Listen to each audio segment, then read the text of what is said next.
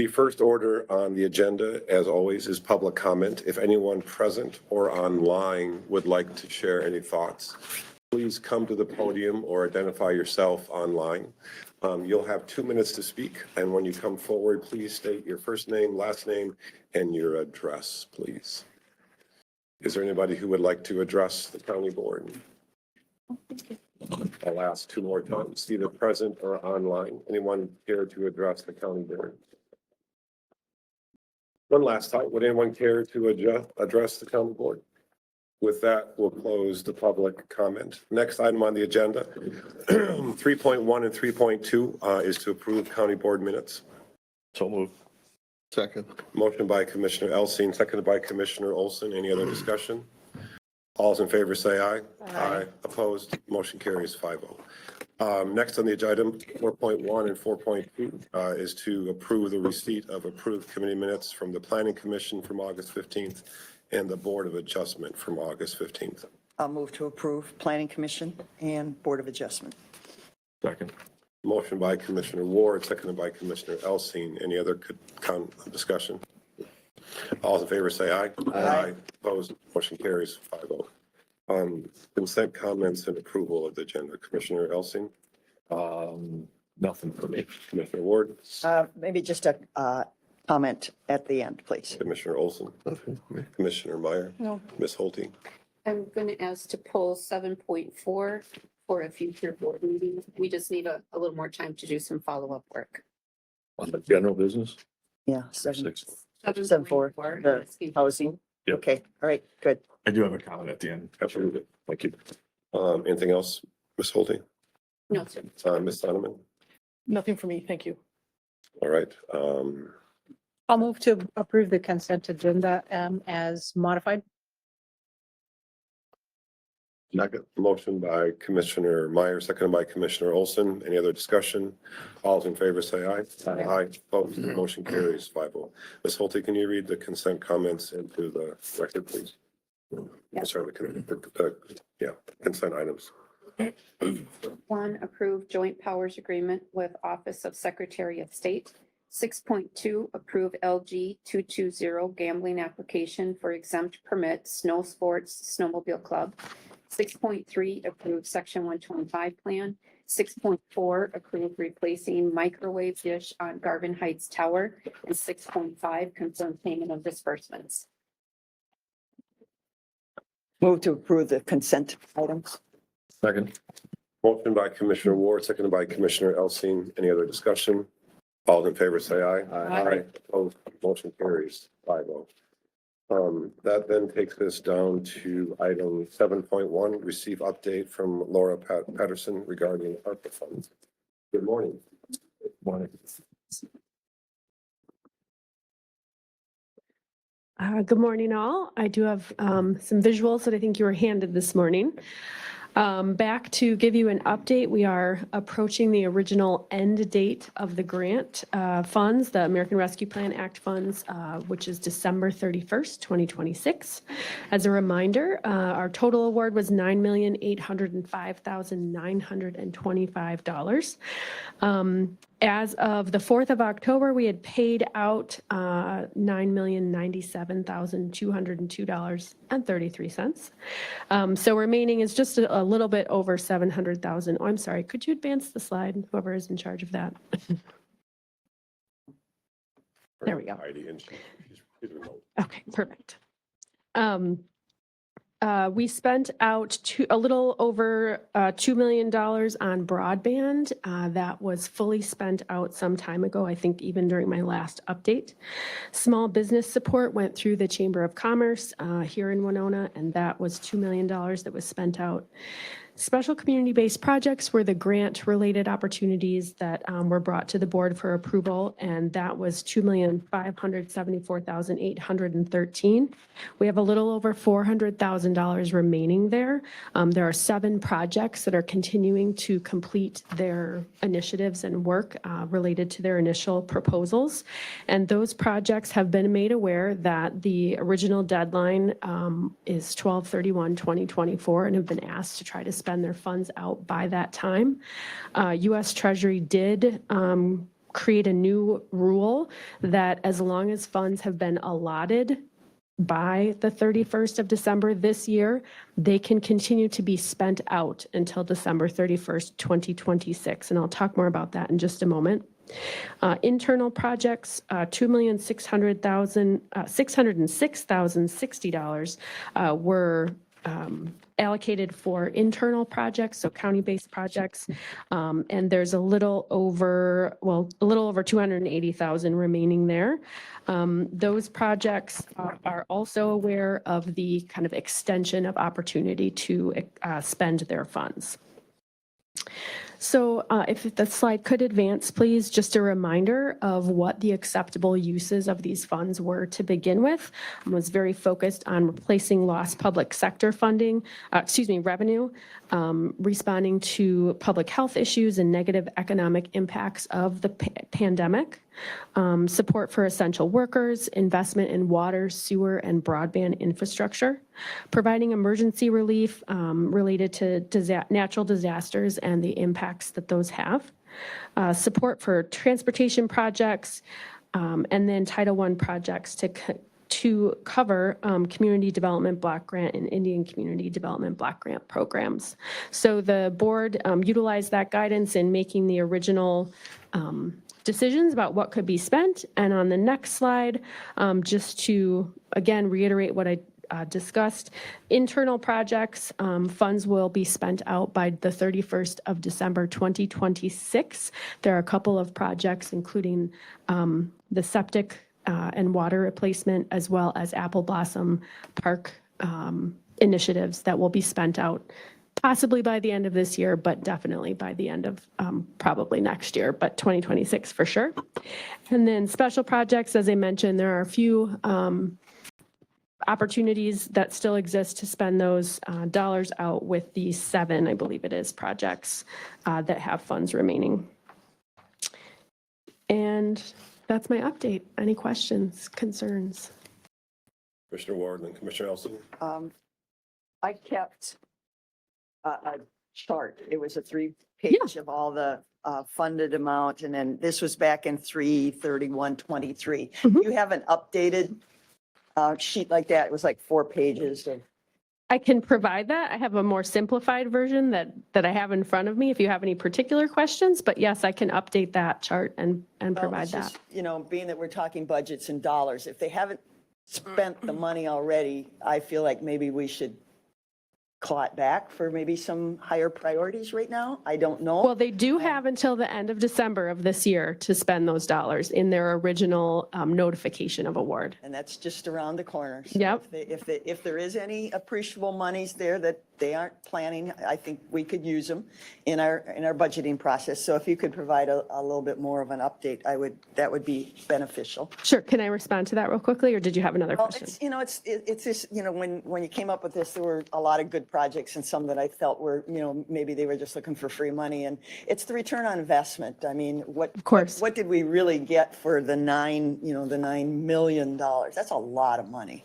It is a lot of money. What do we feel was and I don't know how you measure it, the return on our investment in all these projects. Right. We did ask for, obviously, the expenses, but we asked for brief updates on the community impact. And so that was provided. I think there were small boxes in there that talked a little bit about community impact.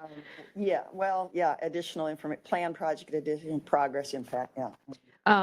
So yeah, I mean, that would be up to you all to decide how you want to look at kind of that return on investment, but I can definitely update that document to enlighten you as to which projects are fully completed. Okay, all right. And could you share that with all the commissioners? Of course, yes. I'll get it through Ms. Holte.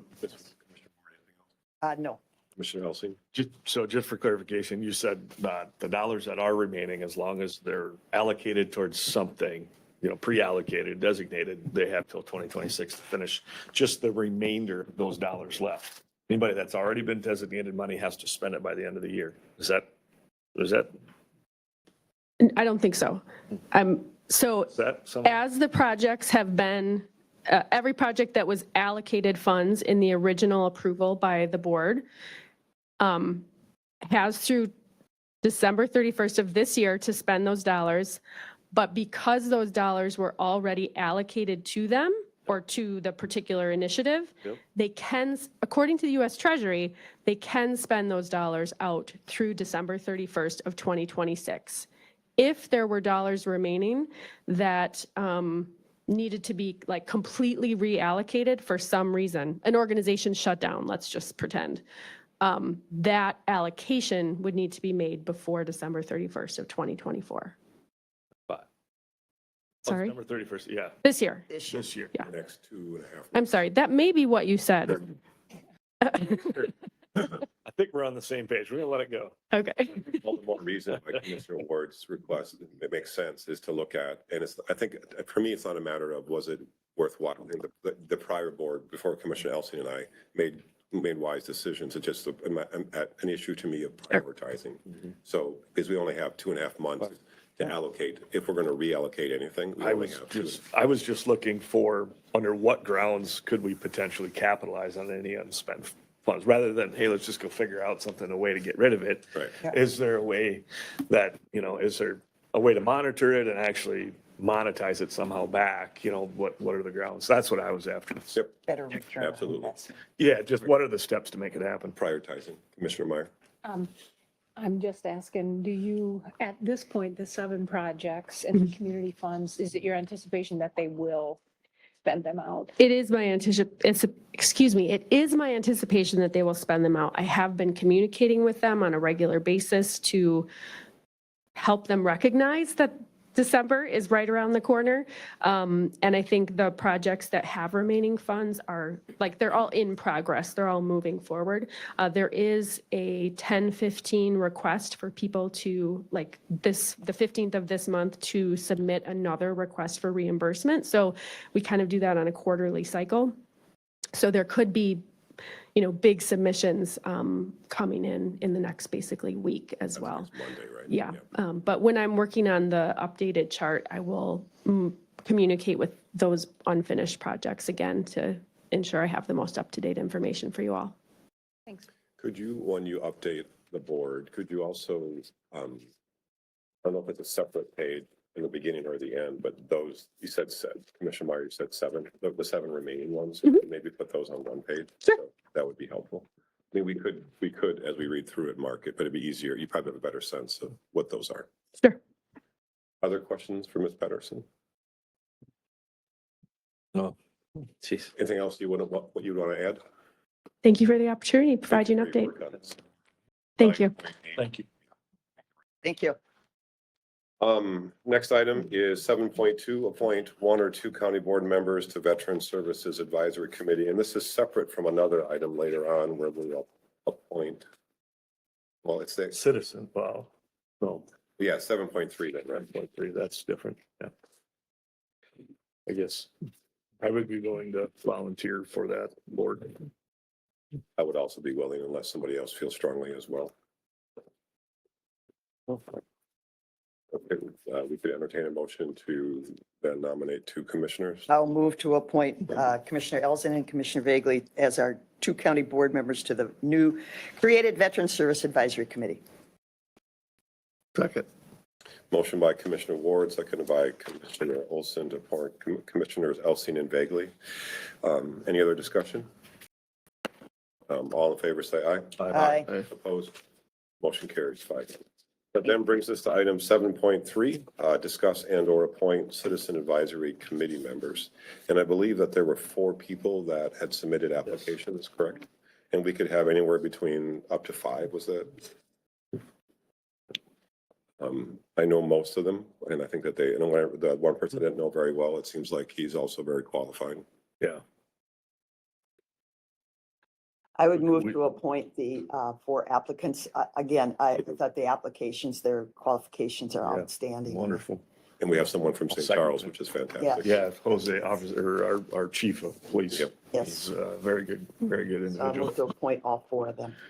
And leaving it open if we still have other. One more spot. Motion by Commissioner Olson, seconded by Commissioner Elsing. Any other discussion? Wait a minute, It was me. I'm sorry, Commissioner. and there's not a second. It was I said- Commissioner You Elsing. did- I apologize. I didn't hear it. What did I say? It doesn't matter. I apologize. Motion by Commissioner Ward, seconded by Commissioner Elsing to appoint the 4 people on the form. Any other discussion? There's two things that I wanted to bring up.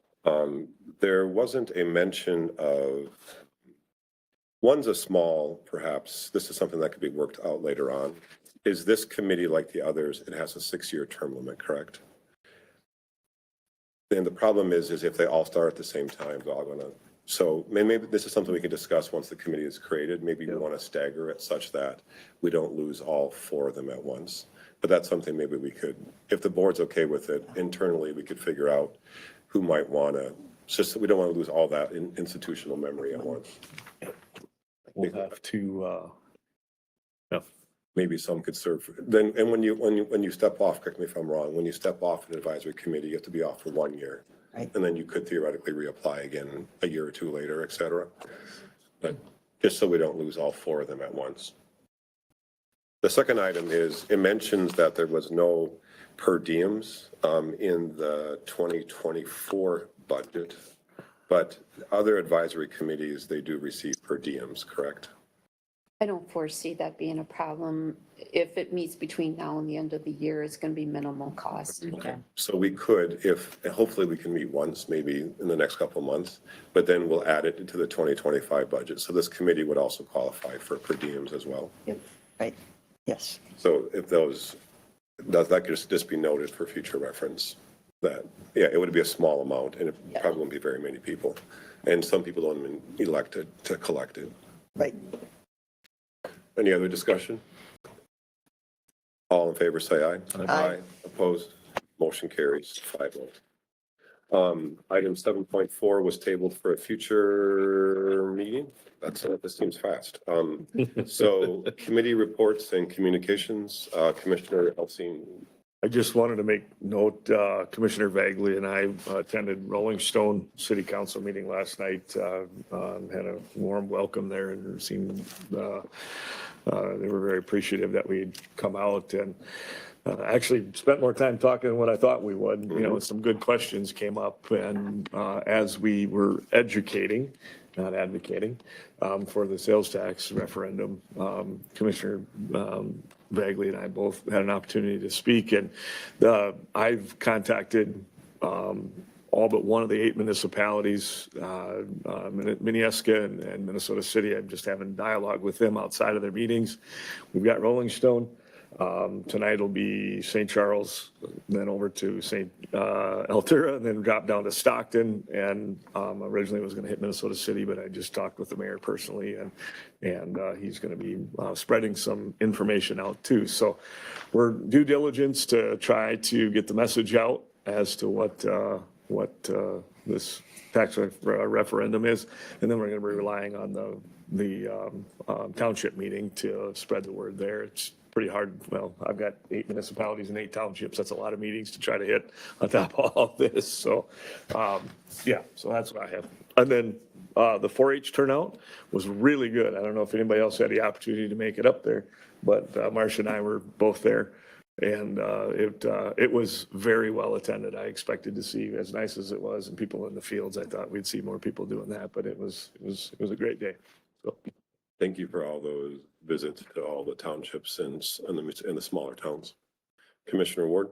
The follow-up, we just appointed citizen advisory committees. We have openings. That is posted on our website. If anybody's interested, I think it's, I want to say, I forgot to bring the list with me, but I think we've got openings on Health and Human Services, Extension, Planning, Board of Adjustment, Parks and Environment. I think all our committees are looking for volunteers. So anybody that's interested, and don't be inhibited by the technical form that we ask you to fill out. It's like you're applying for a job with Winona County. If anybody's interested, don't hesitate to contact your county commissioner and we can get you a paper copy or we can help you apply if you're interested. Following along, I've got Ridgeway PTA tonight. Wanted to hear about the sales tax referendum and the Lewiston Chamber. And then I'm playing phone tag with some of my other smaller municipalities.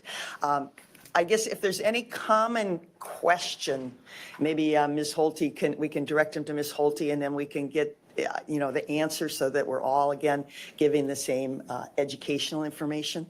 That would be greatly appreciated because each community kind of has a little different take on this. And we just talked earlier, prior to the meeting, there's a lot of haze and pollens and stuff in the air, but it's harvest season. And I'm seeing a lot of tractors and implements and combines in my neighborhood. So please, when you're driving, give them the benefit of the doubt. Don't pull out around. Give yourself plenty of room and give the farmer and their equipment plenty of room too. We just don't need any tragic incidences. But it is a busy time of the year in the rural landscape, so please be careful. And the agriculturists, be careful too. We don't need any dangerous situations with the harvest. We need a successful harvest. So thank you. I'll just add that last Friday, County Attorney Sonneman, Sheriff Ganrud, and I spoke before the Chamber of Commerce. They had some good questions as well. I think Commissioner Meyer, you were going to check with the Winona City Council as well. I have not done that. Okay, but maybe if there's other ideas, like you mentioned the PTA, that's a great idea. PTAs, maybe even school boards. I've got, this Lewiston School Board and. Awesome. If it and works out Ridgeway. next Wednesday, I'll also be at the Lewiston EDA Okay. meeting, so we'll bring it up there also. The information out to the City Council. Winona Housing Oh, the Association. landlords, thank you. Yep. Commissioner Meyer, will you have a chance to contact us? It'd probably be best if you did it. Okay, I'll contact the city and maybe I'll try to contact the school board as well. At this point, maybe it might be just informational online. I guess with that, we have a mailer that's going out. Do we know when that will be going out? We have a About timeline? 3,000 will go out today. Oh, So okay. We're doing them as they're coming in, Oh, okay. Okay. All right. being printed, so. Okay. So do you have can you forward a picture of what we're sending out? Absolutely. Please. So Mini. I'll see if I get one. I hope so. If it's not buried with all the Can political. we save the 52 cents and Yeah. not send you one? Yeah, not send me one. That's right. And is there anything else? I think we could entertain a motion to adjourn the regular business meeting. So move. Second. Motion by Commissioner Elsing, seconded by Commissioner Olson. Any other discussion? All in favor, say aye. Aye. Opposed, motion carries 5-0. Do we want to take a break or should we continue forward? I'm good. I'm All good. right, with that, then we'll call to order the committee of the board. For those watching online, this is essentially a work session. It'll be less formal than the general business meeting. The first item on the agenda is to receive presentation on Department of Corrections Comprehensive. And I think we have Ms. Peck. Thank you for joining us. That's good timing. I think I've met everybody here except you, Josh. We might have met once. We might have, okay. Well, I'm Renee Patterson with Department of Corrections. Okay. I'm actually the district supervisor for the Winona district, which covers all of Houston County, all of Winona County, and the south half of Wabasha County. So I just wanted to give a brief overview of what we do in the Department of Corrections in Winona County. And if you have questions about the comprehensive plan that I gave you, I believe it was a little while ago anyway, let me know. And we've had some changes since then too, so I'll update you. Right. And maybe you could explain before we get started, there's many different models of corrections Yes. within the state of Minnesota. And when I've gone to state meetings across the board, they all talk about their involvement in corrections and everything and the different models. So maybe just, isn't there three? Is it Yeah. three different models? There's 3 different delivery systems in the state of Minnesota, which is different. I worked in Wisconsin when I first started my corrections career, and they just have Department of Corrections. So it was really simple. One delivery system, Department of Corrections, that was it. And then 27 years ago, I came to Minnesota and have been working for Department of Corrections here. But in Minnesota, there's 3 delivery systems, and it's Department of Corrections, which is what we are. There's CCA, which is Community Corrections Act, and that is like what Olmsted County is. And right now, it's Olmsted and Dodge. They're no longer DFO because Fillmore County went off, and they are County Probation Office, CPO. Right. And what Department of Corrections oversees all of the prisons in Minnesota. So that is anybody that goes to, it's Department of Corrections oversees that. And then the CCA are the bigger counties, like you'll hear Hennepin and Ramsey. There's some other counties around that are CCA, and some of them go together as a group because of their population. Like, for example, Dodge is smaller So that's why they kind of went in with Olmsted County. And then the small counties, which it's not any felony level. The CPO, County Probation Office, is misdemeanor, gross misdemeanor, and juvenile. So Wabasha County is an example of that. They have a county probation office. The local office is the juvenile, misdemeanor, and grosses is a county probation office. It's run totally by the county. But their felonies are DOC. It's kind of complicated. So, Not kind of, it is complicated, I should say. so those other, so we're with the state. Yes. And as county board members, we really haven't, we just get the bill and pay it. Pretty much. We don't have any input. Yes, well, yes, we are on a lot of committees locally. Right. And we partner with, of course, the county attorney's office, the court administrator's office, which is their state run, but we partner with all of them and we try to implement programs that are needed at the local level. The nice thing about being Department of Corrections are we have a lot of resources that we didn't have before. Winona County, and I know Maureen was involved in this prior to me starting it, which was prior to 1998. They were a county, a CPO, county probation office. And I know then I came on when the county switched over to state, and that was, so we could have more resources, a lot more training accessible to us, and a lot of other funding options for us. So the nice thing now is the legislature finally approved, the statute says that the counties are reimbursed up to 50%. Well, in my 27 years, and I know Maureen is aware of this, it's never been even close to 50%, ever. We're lucky if we got to 35, I think, and then we called it good. Now it is 50%. That just started, so I know. The new source of revenue. Yes, yes, and I know we've been working on that with Chuck. It's new for all of us, and they're going to a whole new system, this Black Cat system that we're all learning. But hopefully it's going to be a lot smoother, and we are going to get the reimbursement that we deserve at our local level. And in terms of the dollar amounts, they gave us their comprehensive plan. Yeah. And if you look at page 168, there's a chart. And it looks like the grand total is $1.6 million, but that's not true because we don't pay for felonies. Right. So the Right. county share, let's say for 2025 is 722,765, but it'll only be 50% of that. 300. 350, yeah. 356, something. Yeah. Because all the counties pay their local, the juvenile, misdemeanor, and grosses, because those are the local cases that we have local authority over. The felony cases are paid for by the state. But as a county commissioner, I've never written a law that people break that puts them in these situations. It's still all state laws and rules that we're mandated to enforce. The only thing we do Maybe is some zoning zoning. ordinance. Yeah, some How zoning many stuff, people are yeah. put in prison because of zoning? Yeah, It no, would be misdemeanors, yes, right. Yes, yeah, the local jail. yeah. Right. Okay, okay. Yeah, so thank in you for that. Winona, yes, I mean, it's complicated. I mean, but that's kind of it in a nutshell. And you'll hear people say, oh, I'm CCA, I'm CPO, I'm DOC, so, we got a gamut of things here. So Winona, What Yes. does CCA stand for again? Community Corrections Act. Thank you. Yeah, in Winona, we have the courthouse unit, which is where I have an office, and my main office is right there. And in that office, we have 5 correctional agents, and 3 of them cover misdemeanor and gross misdemeanor.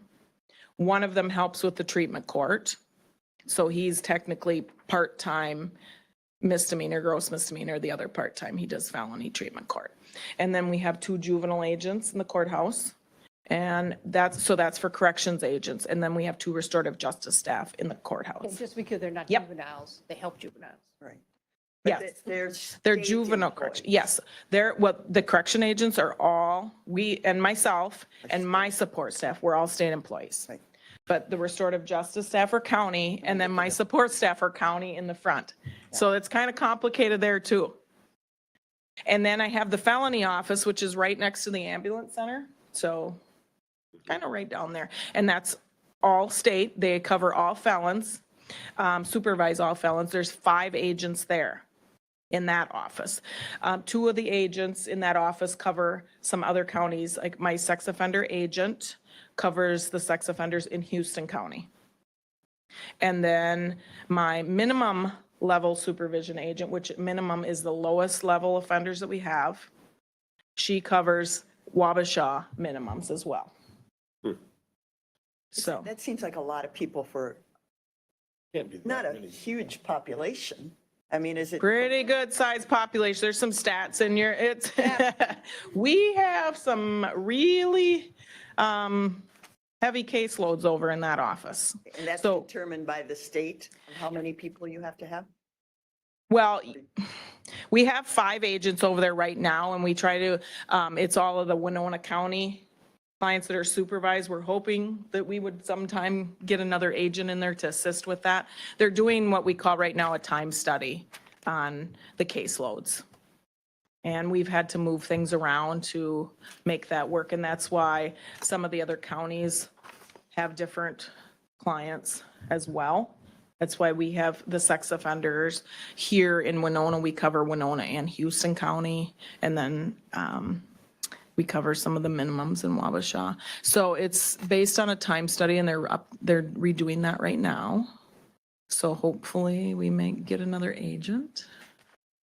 Yeah. Question, so you're renting in the courthouse? Well, no, we don't rent in the Right. courthouse because that's all local. That's juvenile, misdemeanor, and grosses. Over here, you're renting? Yes, because that's felony, that's state. From us? No, County? no. Somebody else? And we Yes. don't pay for it either. No. They- Anything over in the felony office is 100% state paid. Nobody gets billed for that. or Have enough room over there? Yes. Yes, And I'm done. yes. We do have some room over there. That's, so, for the 5 agents. Now, if we expand, I don't know. If we get more agents, we do have interview rooms over there, and we also housed over there is our sentence to service crew leader, Craig. He's housed over in that office. So, and then we have 2 support staff. We have a big conference room over there too, so some of you might have been over there for meetings or different things too, so. So that's what we have in Winona. Now, Or the criminal system? No experience. Thank you. So in Winona, and just from, Mhm. it looks to me like in 2020, 2021, and 2022, I'm looking at page 176 and 177 of the thing. Looks like it's about 650, trending towards 675, like it's going up, 600. it's going up. Our numbers are going up, yes. Yeah, And that doesn't include the Wabasha coverage or, yeah. that's just Winona County only. And our numbers have been going up. So we have developed some programs to assist with that, some local programs here that we had. One of our newer programs is our pretrial monitoring program that we have developed here, and that the clients are supervised out of the courthouse. And basically, that program is for DUIs, any level DUI or domestic. And we're just starting doing that right now. And we're working with Karen's office and many other offices. This goes back to Judge Thompson days when he always says, you know, when I'm letting people out on pretrial with conditions, no one's monitoring them. And we all know that. They know that. Everybody, you know, the person out knows that. It's like, if you're not supposed to be in a bar, not supposed to drink, it's like, well, who's going to monitor? So because of that, we finally got the pretrial monitoring program. So now they're being monitored on that program. It's also been a big help because the agents are helping them get the resources here and before sentencing. So if they needed to get a CD evaluation, they can help them make referrals, set that up. If they need to get into treatment, they're helping them with that. A lot of them have to do the MAD, Mothers Against Drunk Driving Impact Panel, so they can refer them for that kind of stuff. And it's also been helpful. They give court reminders, even though they get them. It's kind of a double thing. We're giving more remind. Hey, you got court tomorrow. Make sure you show up, or there's going to be a warrant issued, or, you know, they've got to reschedule, or many other things. So that's been very helpful. So right now, we've had, since the start of the program, we had 148 in that program. Right now, we have 56 active in the program. We do have some warrants out there. I think there's 5 current active warrants for people that haven't shown up or that kind of disappeared. And this is for Minnesota-only clients, because a lot of them on DUIs have to be put on alcohol monitoring. And we don't have that ability to do that in other states. And we do have people that are, right across the river or in different counties. So we don't have that capability, but that program seems to be going well. We do have a new judge, so we have a few things we need to educate on moving forward, so we're working on that. We also in the courthouse have the driver's license return program, which we have an agent help people get their driver's license back. It's really hard to navigate that system. And DPS is really hard to get a hold of sometimes. Well, probably not sometimes, a lot of times. So we have an agent that helps with that and will give the clients lists of, this is what you need to do. And this is, how you can go about doing this and kind of breaking it down. A good chunk of it is child support. They haven't paid child support. So the agent will help them set up a payment plan. So there's a lot of things involved with that. Some of it's just simply paying a reinstatement fee and taking a written test, and they don't know that. So that program has been successful. And then for juveniles, we have juvenile diversion programs, which are for first-time offenders, and we work with Karen's office on that. Karen's has an attorney in her office that reviews those and sends them up. And then from that point, once they come to our office, we determine whether they should go the restorative justice route or with an agent. So if they go the restorative justice route, typically they need something like community work service, so it's nothing extravagant. Or there's a victim involved where we can do a community group conference with that case and then determine what their consequences would be for that. So restorative justice also covers truancy diversions. And we're looking at now working with Karen's office and getting back in the schools for truancy stuff, because that kind of was put on hold for a little while because of some school staffing. So now that we have some different personnel in there, we're looking at getting back in there. So that's going to be nice. Again, I said the community group conferencing. Now this, we had our first referral from Karen's office for an adult, a college student case. So we just got that. That's very new. So we're going to try that with the adults and possibly look at doing something with the colleges for community group conferencing. In this case is going to be a good case. A victim had actually requested it through Karen's office. The victim wanted an apology, basically face-to-face apology, nothing written or an email. But of course, you don't know, those could go south real fast unless they're in a controlled environment. So we're going to do a conference with that, and all parties are on board with that. So if that goes well, we're going to look at expanding that into some other adults for the college students. Seems to work pretty well. Restorative Justice also has a mentoring program.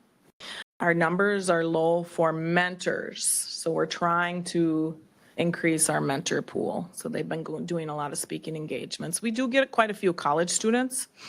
The problem with that is a good majority of our college students go home during the summer and during holiday time, which is a critical time for a lot of our juveniles.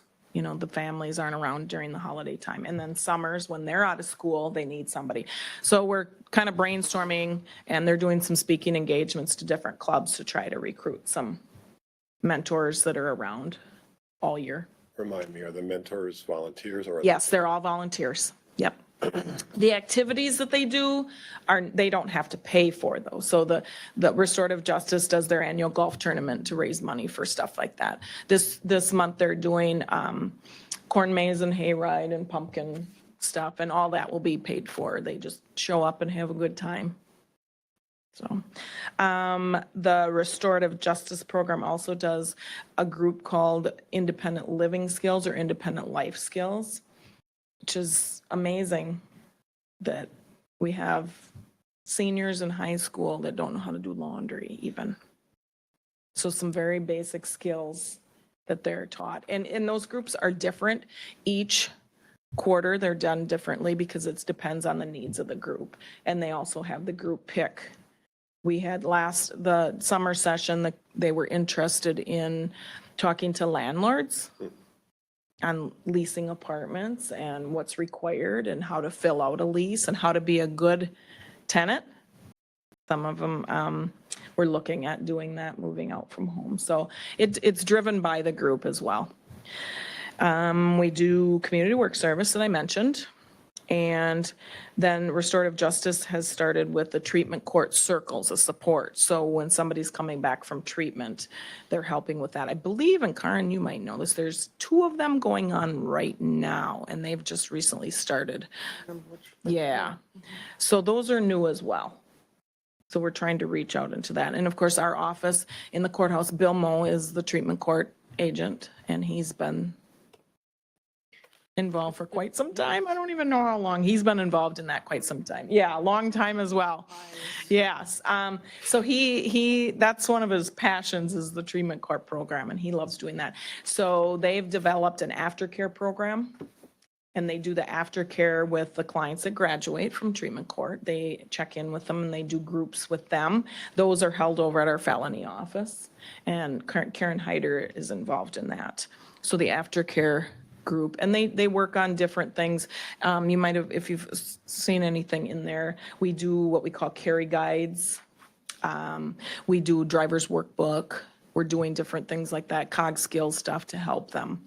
And we're going to be starting, hopefully within the next year, decision points group. All my staff will need to be trained in decision points, which is a cog skills program. And then they will be working on that with their clients in case planning. We recently just started normative feedback for our clients. All clients that come through our door receive an assessment, so we know what level supervision. In the past, the agents, we didn't sit down with them and give them the results of that assessment. It's just like, okay, you are now on enhanced supervision. And, they'll tell you, well, I know because I have an alcohol problem, drug problem, whatever, and I need to work on that. Well, now part of the assessment is you're sitting down with them and giving them all the results. And we focus on the strengths as well. And it's amazing watching some of them like, ooh, wow, you give them a pat on the back because they've held a job. I mean, that's good stuff.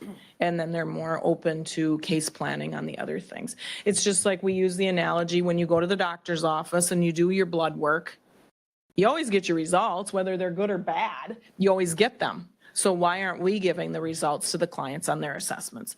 So we are doing that. We are being trained in all of that process, and that's going on right now.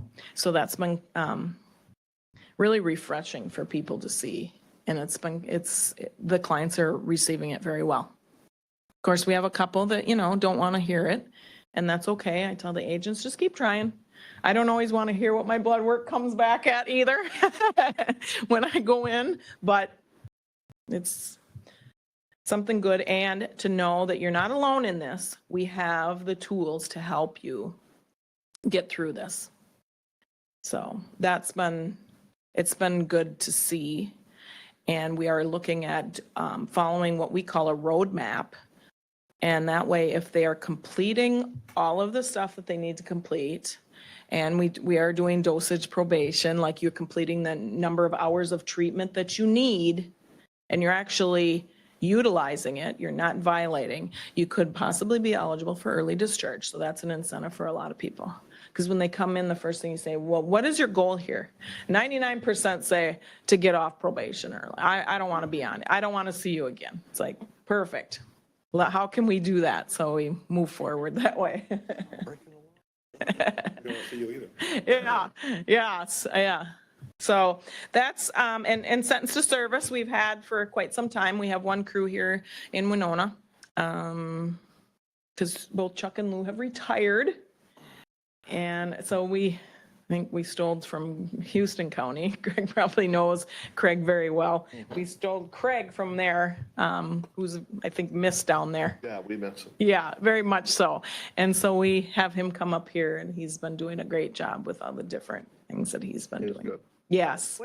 What's Winona County pay for the sentence to serve? It's 75%. I don't have the dollar figure. All right, because I see they did a lot for the state of Minnesota and the DNR, and They have to split their time 25-75. So 75% of their time has to be for the county and 25% of their time is state. Yeah, I know in past years, they have done work out at Apple Blossom. oh, I know, Or, I saw Lou, Farmers Park, I right? saw Lou Sunday, and she was Painting wondering, and- and I said, I don't think we had the presence that we did when you were here. I mean, I said I didn't. We had 2 crews then too, so, and we had a crew every single day. Monitor this. In your little So- notes, it seems like we're kind of heavy on the state of Minnesota if we're paying 75%. They have to fill out a log. Okay. So, Well, I'm, 75% of the work. yes. well, Yeah. I'm saying, but there's a Right. lot of DNR in the state of Minnesota, so Yep. are we getting 75% of their time? I don't know. It just, I made sure we did in Houston, Con. Yeah. yeah. I know Houston County misses it. Yeah, they really miss it too. Yeah, but no. Greg, start Yeah. monitoring it in Winona County. Yeah. So in our crews, it's 4 days a week because they do 410s. The I crew. know they do good work, Yeah. yeah, and I know. So you don't see their presence is not every day. I know when we had 2 crews here, people were seeing them more. We'd have, because we have more people out, but we just didn't really have the numbers here either. And so now we have our 1 crew and he does good work. Speaking of numbers, Yes. a question. So today I see we have 15 people in our 80-bed jail. Okay. You keep saying our numbers are way up. Why- For probation. Yeah, why? Probation. Why is that? Our jail numbers have hovered in that 20 for the last couple of years. So it seems like they're being arrested and put in jail for, less people, but why are your numbers up? Well, and I'm gonna probably ask Karen to help me with this Why- one. I mean, It should be proportional, I think, then. Well, no, not really. No, It's I don't understand the system. daily, we have people, yes, getting into custody. I'm doing felony prosecution now because we're short on attorneys. Okay, I got to throw that in, sorry. Which is really actually good because I keep track of all the numbers, speaking of keeping track of numbers. So we've had a steady run of people getting into jail because they are arrested and in custody. What happens though is we've got a system in place, thanks to the work of DOC and CJCC and working together. Renee is great. I wanted to throw that in too because boy, when she retires, we'll be at a loss. But anyways, so the numbers, people come into the jail, but then we have the systems, the programs. Our reentry program starts right at the beginning where they are evaluated by our jail intake worker. And we have first appearances at 11 every morning. And usually people, most of the time are ROR'd or released on their own recognizance. And if you look in some of the detail stuff here, you got in there about how it's important for the low and moderate risk people not to be held too long because then they can become more risky. yeah. And we do have what's called the MPAT, MNPAT, which is an evaluation of how risky people are. That is done by the jail's intake worker. So, and which is the county is paying for. Thank you. So she does the evaluation on RAP. She does the bail score. And so the judges use that bail score. So that's a long way of telling you that people are coming into the jail. It is being used effectively. And then they are being along the linear, what we strategically put together for CJCC, the sequential intercept mapping.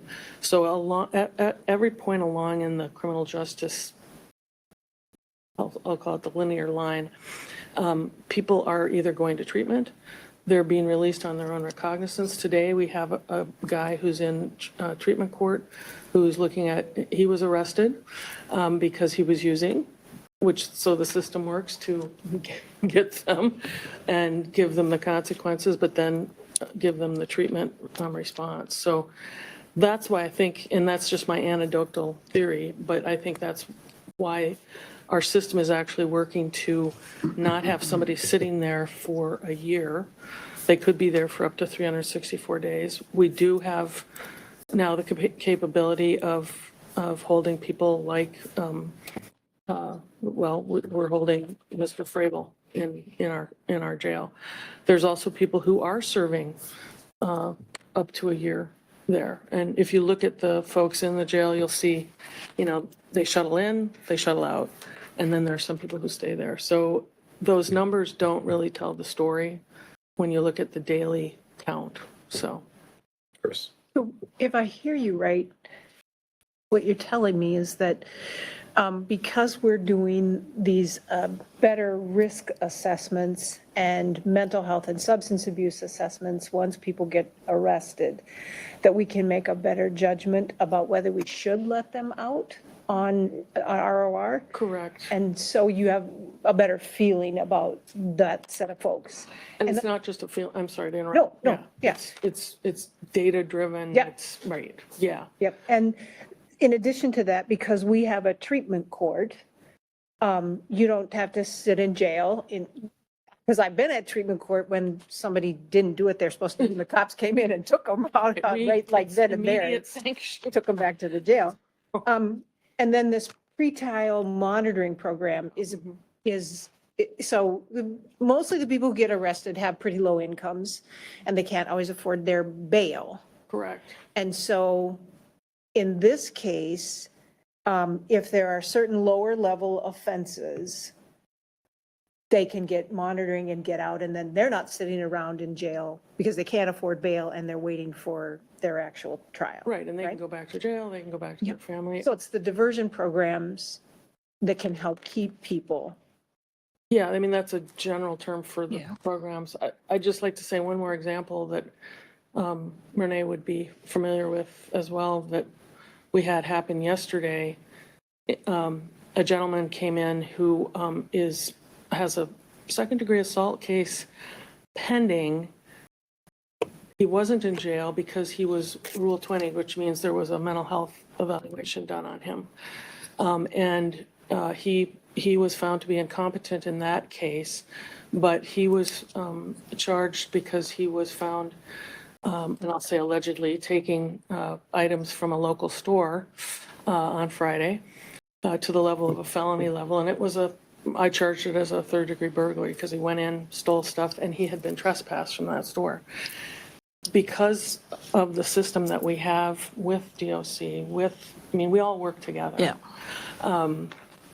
We were able to identify that this gentleman had that Rule 20 in the previous case, and I was able to argue to the court with because he didn't have a public defender at that time, because it was a first appearance, and there was an issue with the public defender not being there for some reason, I don't know. But anyways, I was familiar with that case because I had prosecuted the second-degree assault case. So here's a gentleman who shouldn't be in jail because he has a severe mental health problem. And he needs supervision. He needs, and what I mean, like in a house where people are suffering from mental illness. So rather than keep him in jail longer than he needed to be, we were able to ask that a second Rule 20, and that refers to criminal rules of procedure, be done to update his evaluation because he has a review hearing scheduled for December 12th. So we were able to combine that. So the efficiency of the system now works to actually save money somewhere else, Commissioner Ward. And he can get the help he needs, much quicker than before. And then having the jail social worker there is Right, also key. I wanted to say, Yeah. like, would you say that there's a connection between getting the assessments and then the diversion that happens with ROR and or other judgments that, to do diversion, that between that and the jail social worker? Right, and the jail social worker is able to help those people who are in jail arrange for treatment if they're on probation. The probation is alerted, but I think that's why there's more. That's a long answer to your question, Commissioner Ward, but it's a reason why I think that there's more people on probation now. Yeah. And it's not a reflection of how crime has risen. It's Oh, they're on probation as opposed to in. being in jail. Okay, Right. I see. Right. Right. Yeah. Scott, I Yes. think we've had this conversation before, but it's been a while. My sister has been working for the Department of Corrections in Wisconsin. I think she started a couple of years after you. She started in parole and probation, and then she moved into jail inspector later on. Yep. In Wisconsin, there is a high turnover and there is a lot of burnout in terms of between Department of Corrections, all levels of law enforcement, especially prisons in Yeah. Wisconsin, et cetera. How, if it's possible to summarize the burnout level and/or, which is, I realize that's somewhat subjective, but the turnover with your staff, how is it in Minnesota or more specifically Winona County? I'm so grateful that you're still here. Yeah, I'll be here a while, just so you know. Turnover for agents in our office, they're not high. It's not high in Winona. It's not good. No. Good. No. My newest agent is Chelsea Hansen from the felony office, and we had a vacancy, and she's been here, it's been almost a year. We actually took her from Wisconsin. She lives in Winona. She started out in Wisconsin, but we took her from there. Prior to that, I'm trying to think, my staff in the courthouse, my newest staff has been here probably 15 years. Good. So we may have some retirements coming up in the next few years. And then at the felony office, I think, like I said, Chelsea's my newest. The next one from there is, 5+ years. Good. And we typically here too, we have, we don't have a lot of turnover for agents.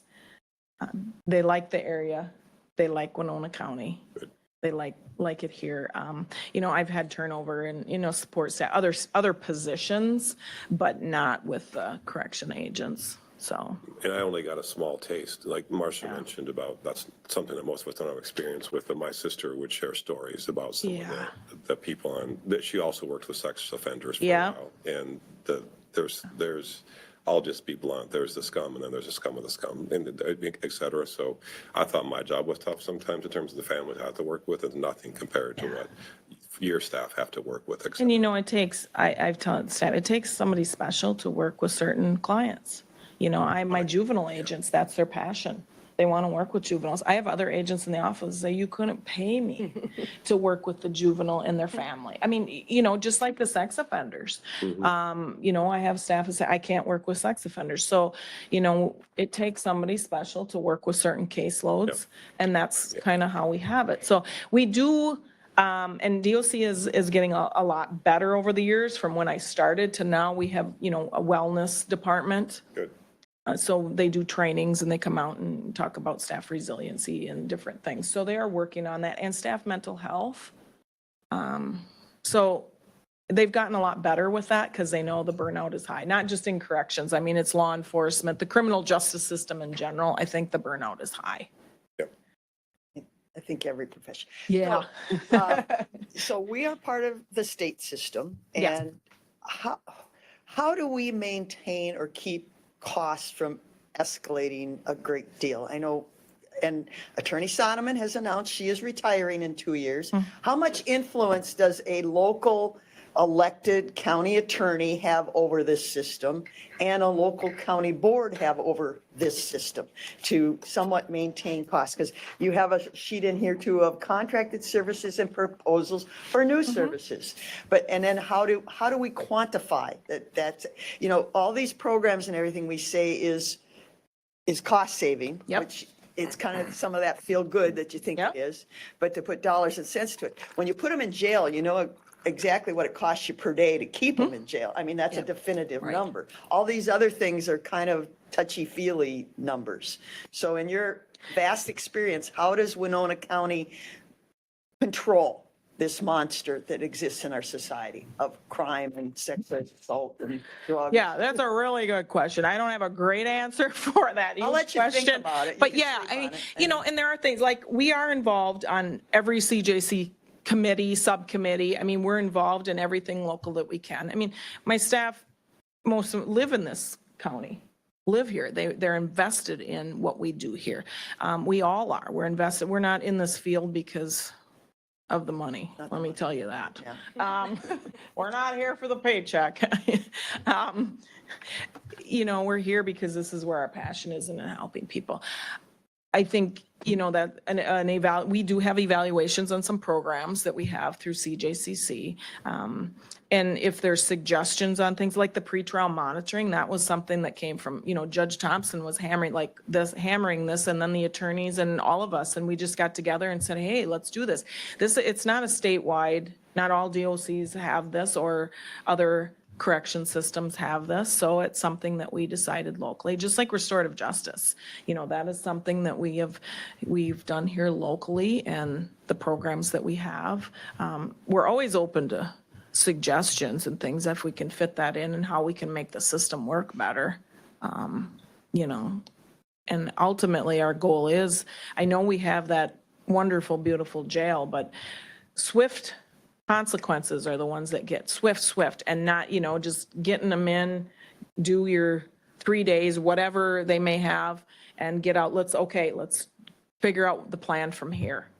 And a lot of times, once we have clients going to jail, say, for example, a positive urine screen for some drugs, they're put in the jail. They're sober then by the end of the weekend, for example, and then we meet with them and say, hey, what are we going to do here? And at that point, they're usually eager to make some changes because they don't want to sit there. They're like, okay, you know what? I think I need to go to treatment. And then we help them get into treatment. So, but your question is a good question. It's, and again, like I said, we can, just on our local committees, when things come up, we're involved in that. We're involved in all of our strategic planning, whether we're county or state, and we can get, evaluations done through the program. But quantifying is difficult. Yeah, it is. And do It's you have any difficult. reports on quantification studies? They are actually doing some recidivism studies. And you said you're doing also So, time study. Yep, and that time study for the agents' positions, so they are doing those. And the time study actually just started like a week ago, And so how that's long will very it- new. How much time will it take to do a time study? They have categories, it's kind of complicated, of how many of each thing they need before they can study it, so it all depends. And is that being done by the state? Yeah, Oh, yeah. so I have great Yeah. faith in that. Well, Okay. Thank you. yeah, any other questions or anything? Well, Oh, if go I could, on your Yeah. list of proposed new services, so your first one here, the secure detention beds. Yeah, that's, There's a lot of work in progress going on. yes, Yeah, Houston just tell me, County. But we haven't, as a board, we haven't heard any of this yet. We just received the draft Yep. contract. Okay. Yeah. Okay, all right. No, that's just new, and of course, this was written prior to that opening up, so, yeah. But heaven forbid we take children from Winona and take them to Houston, because we couldn't do that with hardened criminals. We couldn't transport them, so I have some issues. Well, I there. guess it's better than sending them up to Bemidji. Okay, and then the domestic violence group, isn't there some private nonprofits or church groups or something doing some of that work? Am I not? I mean, we did not have a domestic violence. group. There's, Counseling will be Counseling starting is- in counseling February. Hiawatha Valley used to do one, and then there wasn't enough referrals for it, I believe, or I'm not sure what was their reason. We're all young, right? Yeah, and now Counseling Associates is starting a group now. Hopefully maybe filling a gap there. Yeah. The housing. Well, I think we've talked about that at the last CJCC. That's kind of something that we're looking at working on, continuing to work on. And the detox center, well, Winona Health used to. Yeah. Well, okay, so I see a lot of people in jail for drinking and drugs, but the hospital closed it. So what, it's a matter of paying for it? Well, the hospital Where there's closed not that and demand? the psych unit. Yeah, the So psych I unit's haven't closed been too. about that. But you keep saying there's a demand, so if there's a demand, there should be somehow to fill that demand. Of course, the But deal, if you gotta I make mean, the money. reason the hospital that went on health quit is because it's not a money, Well, yeah, it's it's the not money. sustainable from a Right. monetary perspective, Yeah. right? So the closest one is Zumbro. Yeah, that's and they where, don't always have openings. no. But now with this 50%, would that help that situation? No. No, it won't help. Okay, Mm-mm. all right. The 50% reimbursement is for the salaries. Of the, Salary. yeah, that's for the salary. Not of any services. No, that's to reimburse for the salaries. And I That- for sure don't, I don't think the county should start a detox. No. Oh, no, no, Yeah, no. no, I'm not suggesting that either. It's- These were just the overall things that. It's like a Yeah. lobbying issue in terms of, Well, we all pay an enormous amount of, health insurance and things like that and stuff like that. So, I mean, again, I see there's different avenues that should be taking the role in some of this stuff, not local government. no, but I mean, I think the problem is many of these people are maybe not employed or don't have insurance and they're on medical assistance and that is. Maybe we should just buy them insurance and it might be cheaper. I've never seen a study about that. Maybe we just buy them insurance. I don't know. I don't know if there's been a study on that. It might be, it might be money better spent. I don't know, but nobody's told me no. And then no halfway house. I thought Hiawatha again had some, They do supportive services. Yeah. I thought Hiawatha Valley Health They- built a complex behind They do, Hy-Vee. but that's not for justice involved people. Yeah. That's not for people who got it. Okay, all right. Yeah. Okay, so you've got things to work on. Oh, yeah. We Okay. always have things to work on. Thank you. Thank you Yeah. for your time and your work. Thank you. And if any of you want to sit down, if you have questions and you want to meet with me, or if you want to hang out with some of the agents, let me know. If you want to hang out with our sex offender agent and see what he does, just let me know. Give me a call and we can figure something out. Thank you for your time. Thank you very much. Your priority list. No, I don't care to know about. It's not one of your goals for next year? No. Live in my own world. So the next item on the agenda is 10.2, discuss potential creation of finance advisory committee. I think Marcia brought that forward. Yes. Last time. Yes, and let me take one and pass it down. Josh has one. Yeah, the idea that finance, it's one of our biggest, responsibilities of how to pay for everything. And so we have advisory committees in a lot of different aspects and finance is one of those areas that, I believe that we could maybe use some different sets of eyes at looking at it. So this is just a rough draft of what a finance committee could do. And I know timing is everything, and so maybe it's something we put on in January of 2025. I mean, I know we can't do anything yet this year, but I want people to really seriously take a look at there's 12 suggestions here, what we possibly could do. And I know staff hasn't seen. Maureen, did you get a copy? Did I make enough copies? I just Okay. received it. yeah. Okay. And I didn't send this out ahead of time or anything, but I would like to give it serious review for next year. Mr. Chair. Yeah, so on October 2nd, administration sent us a note that is on this idea of activity-based budgeting, which is a kind of a concept that actually in an initial glance looks like it addresses some of these issues. And our finance director is new, he hasn't been through an entire cycle. So I think I really would love to see this play out before I jumped to that. Because from a conceptual perspective, What do you got? the activity-based budgeting concept, and we're going to be getting a presentation on it at some point. We were going to bring it for discussion. I mean, it's a board decision about what budget process you want. Yeah, so we all got this email and it came out on October 2nd. Yeah. Activity identification, so they're going to break down operations that consume resources. They're going to, cost allocation, they're going to assign costs to each activity based on actual consumption, provide an accurate picture of where the funds are being used. Performance measurement, link budget expenditures to performance and outcomes of activities, allowing for better assessment of effectiveness and efficiency. Resource optimization, identify non-value-added activities, enabling better resource allocation and cost-saving opportunities.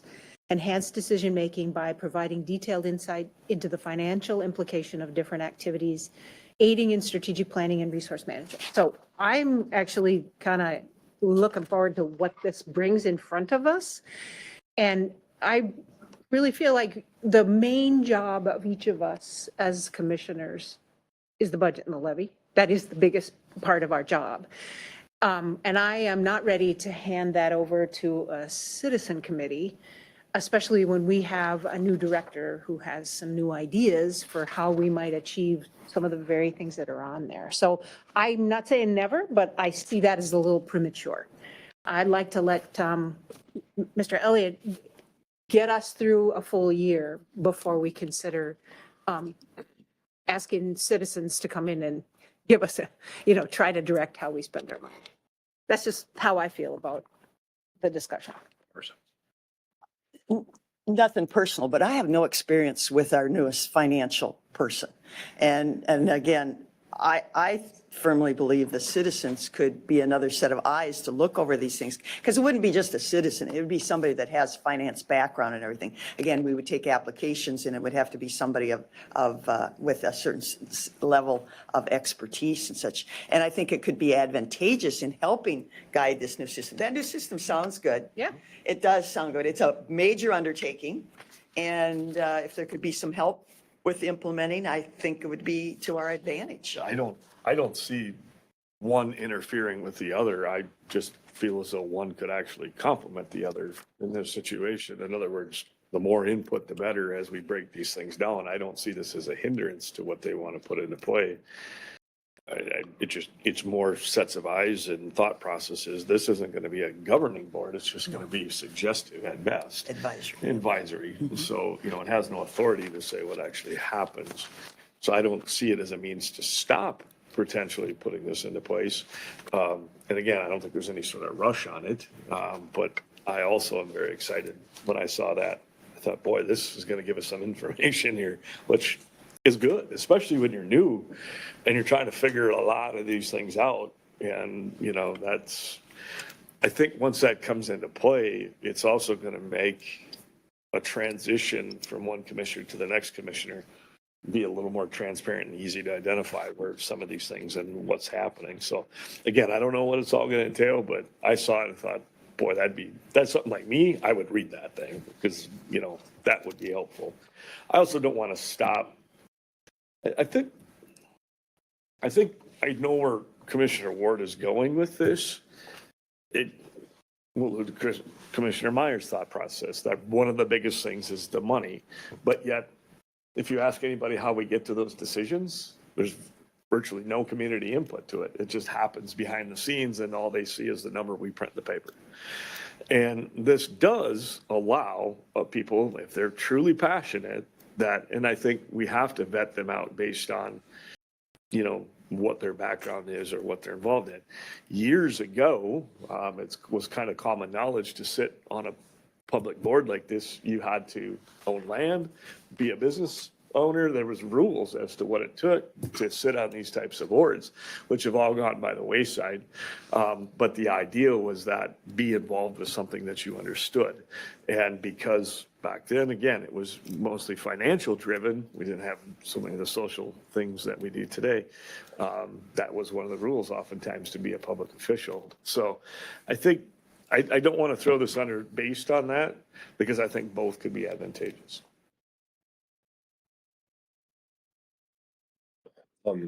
Couple things, Marcia, what you passed out, it says Winona County Finance Committee, but I think what you need is Finance Advisory Committee. Yeah, Because advisory. when we first began, I think, Greg, when you first began, we had Marine, we had a Finance Committee for a while. I think that you and Jim Pomeroy are on for a Yep. while, except, but this is not that. This No. would be a Finance Advisory Committee. Yes.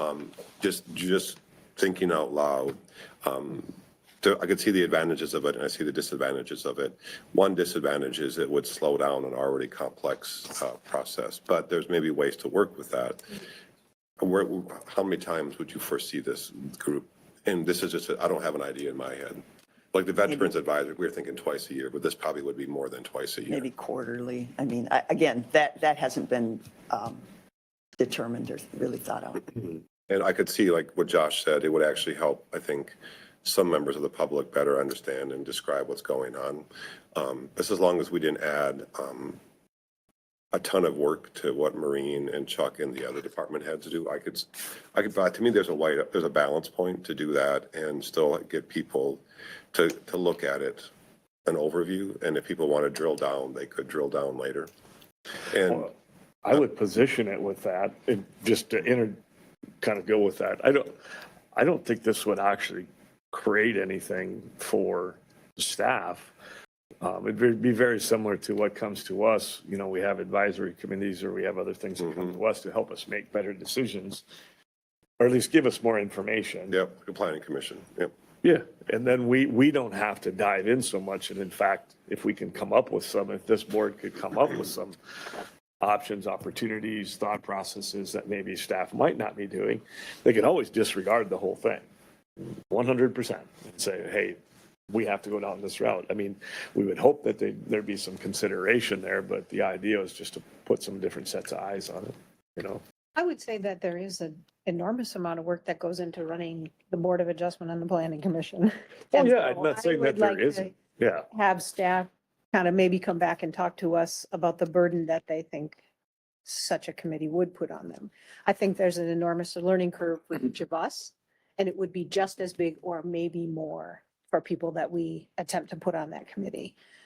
So I think it does have the potential to suck a lot of staff time. I mean, I just think it's premature, and we should let this new process play out and maybe revisit this next year. I'm very concerned about adding to staff and slowing the process down, but I think there's a way to find a balance where if it's not us asking the staff to update people 10, 12 times a year, if it's 4 times a year, it probably wouldn't be quarterly, because it probably would be a little bit not front loaded, but more discussions around budget time, et cetera. And this is just a first discussion, and Maureen and Chuck hadn't seen this until today, right? I mean, could we maybe just table it and give Maureen and Chuck some time Yeah. Oh, yeah. to look at it? Yeah. And give us, because I want to hear what you guys think about this. And it's just a work in progress, but I'm open whenever we can get more involvement. And I think, like Josh said, these won't be 4 or 5 random people. They'd be people who, they have to be finance nerds. They have to have experience. They have to be willing to speak that language. And but I can see if it's done, there's a balancing point, I think, between adding too much on the staff versus more eyes on the situation, et cetera. And the intent isn't to add reporting and everything. It's to use what we currently have, what we have, and have other eyes. So this new system is intriguing. Very intriguing. But I don't know, have you used this new system? Are you familiar with this new? I don't remember the name of it. What was it called? It's the methodology is activity-based costing. Okay, You use it in a manufacturing environment quite often to develop break-even analysis and find waste and things like that. But you use it and I've done it multiple times for the city of Minneapolis and other places. And it's a way of taking your line item budget, salaries, contractual services, things like that, and transforming it into what do we do and what does it cost? And, it just gives you a completely different view of your budget in terms of what do the departments do? What are the drivers of the cost and what is the ultimate cost of that service? Okay. And it is a different way to look at your budget. So we would take the $78 million budget that we have now, that's just line items, and then turn that into an activity budget. It says, here's all the things that we do and the cost. And it's a lot of work to set it up, but we can also apply certain, standards to that. We're not going to get too crazy with tracking and things like that. So yes, Marcia, I've done it multiple times. Well, that's encouraging, but it also encourages me to have private individuals, because this is what industry does, right? Government accounting is a strange animal of itself. You put negatives and positives and positives and negatives and just the way it's accounted for. So I see this as being a valuable tool, because we have a lot of very good professional people in the community that are, business people, that are high finance people. And so I guess I see it as a plus, not a negative. So I think that we can wait till, let the staff look at it. Yep, the level of, so in my 6th year as a county commissioner, I'm sort of have an inkling now about the complexity of health and human services. About how we provide the services, about how we have to try and collect the services, what the barriers are in terms of the state systems for collecting the services, understanding that the state wants us to have a certain level of staffing with supervision, so they'll reimburse us less if we actually cut back on supervision, which is kind of counterintuitive. I just think that these models of reimbursement, where we're using levy money, where we're not, are incredibly complicated. And so it is, I do not think it is the sort of thing that a casual person can participate in without making a fairly big commitment to understanding the complexity. And I really think, no, that's my job and that's our job. And we have staff to support us on that. And that to try and teach a random number of residents that complexity is, in addition to us, is a lot to ask for. Can I add, before I suggested tabling it to give Maureen and Chuck time to look at it. I guess to be more specific, can we also ask you guys to give us feedback on how, like the advantages of doing this and disadvantages of doing this? Like, what are your thoughts, advantages and disadvantages of doing this? And I was first framing it as how this could work and how it could, crash the system. That would be, but maybe in terms of like, what are the advantages of doing this and disadvantages? If you could do that, and if 2 weeks isn't enough, maybe it's a month or whatever. Yeah. It's not. And I'm not burning. committing either way. I think Right. it's just worth further exploration, because I could see it working, because we're not going to get the casual observers. And I think it has to be a mix of private sector people with public sector people, because what Fastenal does, it would take me years to figure out the complexity of theirs. But it'd be a nice mix, though, to have private sector and people who have public sector or nonprofit sector experience. I think it's an interesting idea. Can I ask I'm a going to question? flip it quick. Go ahead, Chuck, first, and then Josh. Only because he's probably related. I'm wondering if there is an underlying sort of set of problems that's driving this, or did someone bring it to you as a suggestion? I guess what I'd like to know, are there things that you're not satisfied with currently? And I'm picking up some of it just in the time that I've spent with you, but are there things that you feel like this thing, this committee could solve or should solve? But maybe another way to look at it is, are there things that you're looking at or need from me, from us, that you're not getting, that maybe we can solve just with what Chris referred to, just a little more time? If I knew there were certain things that you want that you're not getting now. I'm thinking about, I had a copy of the damn thing. It was not for the last packet, the packet before that, where you were talking about the budget and the allocation of the levy. Understanding, and I get that this is difficult, but understanding the budget for Health and Human Services is this, the reimbursement is this, and we supplement that with X amount from the levy. But understanding where we're spending money that's transferred and where we're spending levy money, I think would help us to have a better handle on if the big concern is keeping the levy at a certain point, then what is it that could address, right?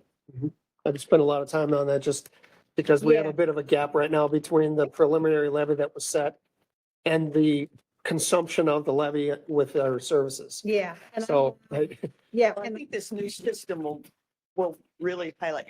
My angst over the years is you hand us this 192 line item budget, and you can't wrap your head around what we're paying for anything and how it flows and then. So that alludes to what I wanted to bring up. So your first question is what brought this about? I mean, that's kind of what I heard. Yep. I don't think there's anything specific in my mind other than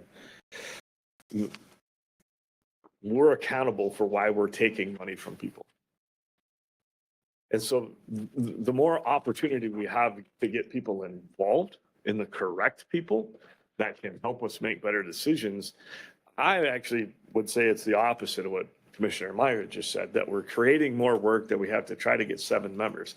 Under that pretense, we should get rid of every advisory board that we have. Because in essence, we have to create more work for them to understand, to come advise us.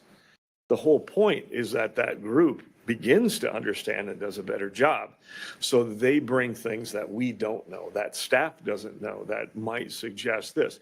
It also gives an opportunity to create transparency and accountability.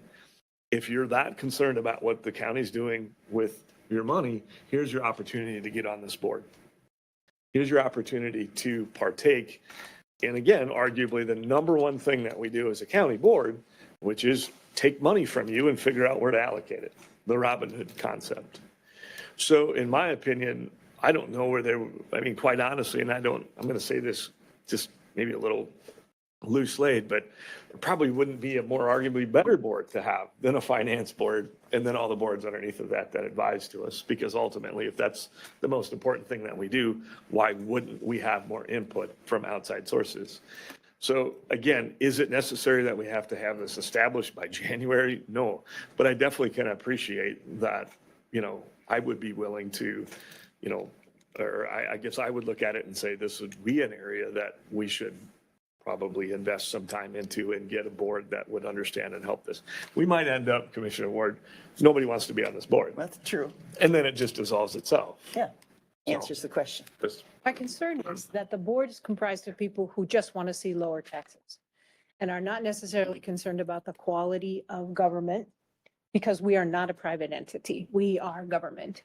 And so we are charged by the state with performing health and human services. A lot of stuff that we do because it's mandated. And there is always a tension between the taxes and the services. But my concern is that people who want to get on boards like this, get on boards because they have an agenda. The agenda to be, I want taxes lower, or I want more social services. And not necessarily the idea of good governance or the efficiency of the financial system that we have internally. And I think then that ends up being just another hurdle for me to do my job. That's an excellent point. I think that the county board appoints them. Like when Marcia and I first began, there was discussions about how to, I think it's incredibly important that we have a wide range of personal, political, financial perspectives on any issue. With the planning commission, there was discussions about always having a balance. We don't want to have 9 land stewardship people. We don't want to have 9 fill in the blank large, whatever. We want to have a balance of views. I think that we could control that. And Chuck, I liked your question. That's a very important disadvantage, is to make sure that this group has a purpose. Like, either what problem are we trying to solve, or what issue are we trying to improve in terms of continuous improvement, quality approach, et cetera, is because we don't want to add more bureaucracy to an already big bureaucracy, but what problem could this help solve? I think transparency and accountability, I could see it working. And Marcia, can you check with AMC, or maybe you already know if other counties already do this? And if no other county does, I'm still okay with pursuing it, but I wonder if other counties, or maybe Maureen, you might know, if other counties do it as well. There's But- very few. Okay. Right, but I'll always go back to my Olmsted County example. Olmsted County is huge, that's much big. They sit down as a county board and go through their line item budget as a county board. I mean, it takes some, days to do that. There's a but they lot of do that. differences between us and Olmsted Yeah, County in yeah, terms of. but I guess one of my angst is we've always kind of delegated a lot of this to staff. Right. And then, yes, you bring information and I've never been denied the answer to my questions and everything. But again, sometimes I don't know the right question to ask or how to phrase it. And then again, am I asking too much of staff, doing things? Like my latest issue is solid waste. How much money are we spending on garbage in little old Winona County? A lot. And I always thought it was supposed to be somewhat cost neutral. And so, and I don't, I don't want to paint the successful business community as always wanting to cut taxes. I think there's some very philanthropic people and understand the need for the social service program. So I don't see them as a board trying to just cut taxes. I think they're trying to make us accountable and transparent and do the best job with the money we get. We get so much money, when you look at our budget, we get federal money, we get state money, we get grants, we get this. I think part of it is philosophically, are we doing the best job with all those things that we can? And it's hard to balance. It's a balancing act and such. And the reimbursements change. And are we doing the best job at getting what we rightly The deserve? worst case scenario is thing if that you we throw might- this out to the community and nobody wants anything to do with it. Then that That answers the question. answers the question and away I we go. think but one of the things that I already see happening is that you guys are on the Road and Bridge Committee, right? Mhm. You have the most familiarity with the projects that are planned, where the funding is coming from, and that we already have committees in a number of our big areas. So yeah, maybe we can ask them to do some advising in terms of budgetary stuff. But I still have a great concern that the folks who get on the committees have an agenda and that it is just a really complicated How is that topic. different than any other committee? Everybody that gets on in a committee probably has some sort of an agenda. Yeah, Health and Human Services. that's right. It's full of people that provide services and want more Everybody. services. But you People know get in what? committees and There are want to know. individuals on Yeah, that also. committee who do not believe in public health and who have a purpose there to make sure that they have a say in But what they're does or entitled doesn't to get that delivered. belief Just the same as. That's right. That's I'm saying exactly we right. can't They are. discriminate them. But I was Say, elected, Please don't get, but I was elected to manage what was that? the budget and that's right. Right. So it's between you and I. So But- let's, So let's table. let's So table we it. ultimately make that decision. That's right. We do. This is just, The this is, advisory board is just somebody that says, here's what we think as community Look at members. yep, let's table it for now. Give Yes. Chuck and Maureen a chance to look it over and I see fears. well, it's just, there is a real concern about adding more bureaucracy to what's already going. But I can see a way that this could work. Yeah. I do too. But I think it needs to be, we need to give them time to tell us 100%. Right. like how it could or couldn't work. Because in the past, when I talked with Maureen about the finance committee, and she mentioned that one of the indirect results wasn't a reduction in services, it was an increase in spending in some areas because group X or Y or Z Bobby. lobby, and then it wasn't, and our goal was to streamline and not downsize, but right size or more adequately, whatever. But the result was something different. We need to be careful about that Oh, too. absolutely. 100%. Yeah. You So, know, but I agree to table it. Yeah, let's table it and give them time to look it over because especially if they just got it right now, but this is worth, and this is not carved into stone. This is. No, no, no, no. It's just a rough. Look, the Veterans Advisory Be that way. Committee, it took a while to get there. Yeah. Yeah. Yeah, So we'll table it and whenever you think it's best. It doesn't have to be 2 weeks if it's, yeah. No, it's not immediate, but it's I considered. think, yeah, it's worth, and it's the logical time is to come up during the budget cycle. It's also the worst time for you guys. I get that. So, All right. so we'll table it and we'll come back to that. Yep. So that then we'll need to, correct me how this works. We're going to adjourn the committee of the board, open up a closed session, and then we come back and close the closed session. Right. We're gonna have a bathroom break. Yeah, we Okay. need a break. But we need to adjourn the Yeah, committee of the I board. move to adjourn committee of the board. Second. Motion by Commissioner Ward, second by Commissioner Meyer to adjourn the committee of the Olson. board. Olson, I'm sorry, I did it again. I apologize. I'm trying to go really fast. Second, all in favor, say aye. Aye. We don't actually take votes at the committee.